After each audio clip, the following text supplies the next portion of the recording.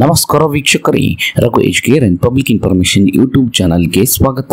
PM Kisan Samman Nidhi ಯೋಜನೆಯ ರೈತ ಫಲಾನುಭವಿಗಳಿಗೆ ಇದೀಗ ತಾನೇ ಬಂದಿರುವ ಬಿಗ್ ಅಪ್ಡೇಟೆಡ್ ಮಾಹಿತಿ ಇದಾಗಿದೆ. ಹೌದು, ಪಿಎಂ ಕಿಸಾನ್ ಸಮ್ಮಾನ್ ನಿಧಿ ಯೋಜನೆಯ 17ನೇ ಕಂತಿನ ಹಣ ಯಾವಾಗ ಬಿಡುಗಡೆಯಾಗುತ್ತೆ ಮತ್ತು ಎಷ್ಟು ಹಣ ಬಿಡುಗಡೆಯಾಗುತ್ತೆ, ಚುನಾವಣಾ ನೀತಿ ಸಂಹಿತೆ ಇರುವುದರಿಂದ ಹಣ ಬಿಡುಗಡೆಯಾಗುತ್ತಾ ಇಲ್ಲವಾ ಮತ್ತು ಈ ಸಾರಿ ಅತಿ ಬೇಗನೆ 17ನೇ ಕಂತಿನ ಹಣ ಬಿಡುಗಡೆಯಾಗುವ ಸಾಧ್ಯತೆ ಇದ್ದು, ಇದರ ಬಗ್ಗೆ ವಿವರವಾದ ಮಾಹಿತಿಯನ್ನ ಈ ವಿಡಿಯೋದಲ್ಲಿ ತಿಳಿಯೋಣ.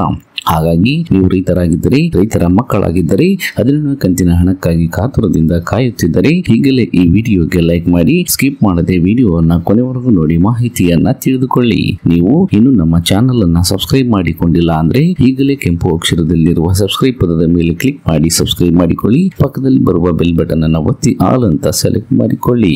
ಹೌದು ರೈತ ಬಾಂಧವರೇ, ಪ್ರಧಾನಮಂತ್ರಿ ಕಿಸಾನ್ ಸಮ್ಮಾನ್ ನಿಧಿ ಯೋಜನೆಯು ಕೇಂದ್ರ ಸರ್ಕಾರದ ಅತ್ಯಂತ ಮಹತ್ವಾಕಾಂಕ್ಷೆ ಯೋಜನೆಯಾಗಿದ್ದು, ನೀವು ಸಹ ಪ್ರಧಾನಮಂತ್ರಿ ಕಿಸಾನ್ ಸಮ್ಮಾನ್ ನಿಧಿ ಯೋಜನೆಯ ಫಲಾನುಭವಿಯಾಗಿದ್ದರೆ ಈ ಸುದ್ದಿ ನಿಮಗೆ ತುಂಬಾ ಉಪಯುಕ್ತವಾಗಿದೆ. ಯಾಕೆಂದರೆ 17ನೇ ಕಂತಿನ ಬಗ್ಗೆ ಗುಸುಗುಸು ಶುರುವಾಗಿದೆ. ಆದರೆ ಸದ್ಯ ದೇಶದಲ್ಲಿ ಲೋಕಸಭಾ ಚುನಾವಣೆಯ ನೀತಿ ಸಂಹಿತೆ ಜಾರಿಯಲ್ಲಿದೆ. ಆದ್ದರಿಂದ ದೇಶವನ್ನ ನಡೆಸುವ ಸಂಪೂರ್ಣ ಜವಾಬ್ದಾರಿ ಚುನಾವಣಾ ಆಯೋಗದ ಮೇಲಿದೆ. ಆದರೆ ಇಲಾಖೆಗಳು ತಮ್ಮ ಕೆಲಸವನ್ನ ಸುಗಮವಾಗಿ ಮಾಡುತ್ತಿವೆ. ಆದ್ದರಿಂದ ರೈತರನ್ನ ಆಯ್ಕೆ ಮಾಡುವ ಪ್ರಕ್ರಿಯೆ ಆರಂಭವಾಗಿದೆ ಎಂದು ಮೂಲಗಳು ಹೇಳುತ್ತಿವೆ.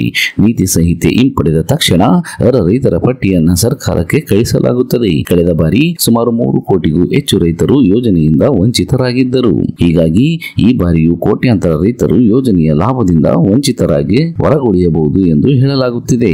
ಪ್ರಧಾನಮಂತ್ರಿ ಕಿಸಾನ್ ಸಮ್ಮಾನ್ ನಿಧಿಯು ಸರ್ಕಾರದ ಮಹತ್ವಾಕಾಂಕ್ಷಿ ಯೋಜನೆಯಾಗಿದ್ದು, ಈ ಯೋಜನೆಯಡಿಯಲ್ಲಿ ಸರ್ಕಾರವು ಸಣ್ಣ ಮತ್ತು ಅತಿ ಸಣ್ಣ ರೈತರಿಗೆ ವಾರ್ಷಿಕವಾಗಿ 1,000 ರೂಪಾಯಿಗಳ ಸಹಾಯಧನವನ್ನು ಪ್ರತಿ 4 ತಿಂಗಳಿಗೊಮ್ಮೆ 3 ಸಮಾನ ಕಂತುಗಳಲ್ಲಿ ರೈತರ ಖಾತೆಗಳಿಗೆ ಪ್ರತಿ ಕಂತಿಗೆ 2,000 ರೂಪಾಯಿನಂತೆ ವರ್ಗಾವಣೆ ಮಾಡಲಾಗುತ್ತದೆ. ಪ್ರಧಾನಮಂತ್ರಿ ಮೋದಿ ಅವರೇ ಈ ಯೋಜನೆಯ ಮೇಲ್ವಿಚಾರಣೆಯನ್ನ ನಡೆಸುತ್ತಿದ್ದಾರೆ. ಇತ್ತೀಚೆಗೆ ಯೋಜನೆಯ 16ನೇ ಕಂತನ ಹಣವನ್ನು ಫೆಬ್ರವರಿ 28ರಂದು ಬಿಡುಗಡೆ ಮಾಡಲಾಗಿತ್ತು. ಆಗ ಸರ್ಕಾರದ ನಿಯಮಗಳನ್ನು ಪಾಲಿಸದ ಕಾರಣ ಸುಮಾರು 3 ಕೋಟಿಗೂ ಹೆಚ್ಚು ರೈತರು 16ನೇ ಕಂತಿನ ಹಣದಿಂದ ವಂಚಿತರಾಗಿದ್ದರು. ಇದೀಗ 17ನೇ ಕಂತಿನ ಫಲಾನುಭವಿ ರೈತರ ಪಟ್ಟಿ ಸಿದ್ಧಪಡಿಸುವ ಪ್ರಕ್ರಿಯೆ ಆರಂಭವಾಗಿದೆ ಎಂದು ಹೇಳಲಾಗುತ್ತಿದೆ. ನೀವು ಫಲಾನುಭವಿ ರೈತರಾಗಿದ್ದರೆ ಮತ್ತು ಇನ್ನೂ ಈ KYC, ಭೂ ದಾಖಲೆಗಳ ಪರಿಶೀಲನೆ ಮತ್ತು ನಿಮ್ಮ ಬ್ಯಾಂಕ್ ಖಾತೆಗೆ ಆಧಾರ್ ಸಂಖ್ಯೆಯನ್ನು ಲಿಂಕ್ ಮಾಡದಿದ್ದರೆ ತಕ್ಷಣ ಅದನ್ನು ಮಾಡಿ. ಇಲ್ಲದಿದ್ದರೆ ನೀವು ಸಹ ಈ ಕಂತಿನಿಂದ ವಂಚಿತರಾಗಬಹುದು.